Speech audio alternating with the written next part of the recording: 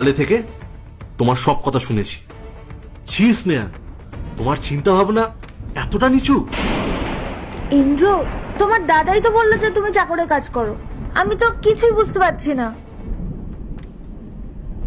দাঁড়াও স্নেহা, আমি তোমাকে সবটা বুঝিয়ে বলছি।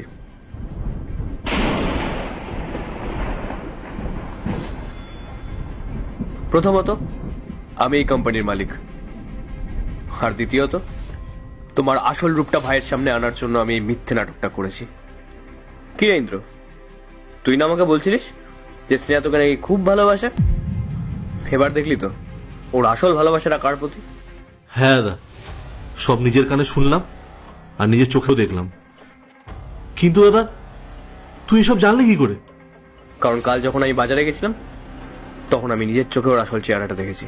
ও একটা সবজি আলার থেকে সবজি নিয়ে তারপর ওকে টাকা দিচ্ছিল না, মাত্র সামান্য কিছু টাকার জন্য ওই সবজিওয়ালার সঙ্গে কি নোংরা ব্যবহারটাই না করলো। বেচারা গরিব মানুষ যখন ওর পাওনা টাকা চাইছিল ও তো ওকে টাকাটা দিলই না, উল্টে আমার পুলিশের ভয় দেখাচ্ছিল। তখনই আমি ভাবলাম যে এই মেয়েটা যদি একটা সাধারণ মানুষের সঙ্গে এরকম ব্যবহার করতে পারে, সে আমার ভাইয়ের জন্য উপযুক্ত না। তাই বিয়ের আগে পরীক্ষাটা নিয়েই নিলাম, যাতে সব সত্যিটা তুই জানতে পারিস। শুনেছ স্নেহা, তুমি আমাকে নয়, তুমি আমার টাকাকে আর সম্পত্তিকে ভালোবেসেছিলে। আর একটা কথা কান খুলে শুয়ে রাখো, যদি নিজের ভালো চাও তাহলে এক্ষুনি এখান থেকে বেরিয়ে যাও, না হলে আমার থেকে খারাপ কেউ হবে না। ইন্দ্র, ইন্দ্র বিশ্বাস করো, আমি ওগুলো সিরিয়াসলি বলিনি। আমি তো জাস্ট মজা করছিলাম। তুমি তো জানোই আমার মজা করার অভ্যেস আছে। আমি তোমাকেই ভালোবাসি ইন্দ্র, আমি তোমাকে ছাড়া বাঁচতে পারবো না। চলো না আমরা বিয়ের দিনটা ঠিক করে নিই। চুপ করো, আর তোমার নাটক করার না কোনো প্রয়োজন নেই। তোমার মতো কিছু মেয়েদের জন্য এই সমাজের কিছু মানুষ বিয়ে করতে ভয় পায়। আমি আমার জীবনটা নষ্ট করার জন্য তোমার মতো একটা নিচু মানসিকতার মেয়ের সাথে এই ছাদের তলে একসাথে থাকতেও পারবো না। আর আমি তোমাকে বিয়েও করতে চাই না, আর এটাই আমার শেষ কথা।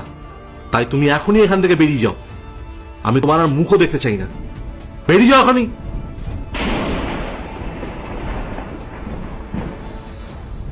থ্যাংক ইউ দাদা, আজ যদি তুই না থাকতিস আমার জীবনটা পুরো নষ্ট হয়ে যেত, আর আমি বুঝতেও পারতাম না যে আমি কোন মেয়েকে ভালোবেসেছি। আরে পাগল নাকি, থ্যাংক ইউ বলতে হবে না। শোন, যতদিন তোর এই দাদা আছে ততদিন তোকে আমি কোনো ভুল সিদ্ধান্ত নিতে দেবো না। তুই কোনো চিন্তা করিস না, তোর এই দাদা তোর সারা জীবন পাশে থাকবে। আর তুই এত ভাবিস না, তোর এই দাদা তোর জন্য একটা ভালো দেখে মেয়ে নিয়ে আসবে, যে আমাদের সংসারটাকেও আগলে রাখবে আর তোকেও ভালোবাসবে।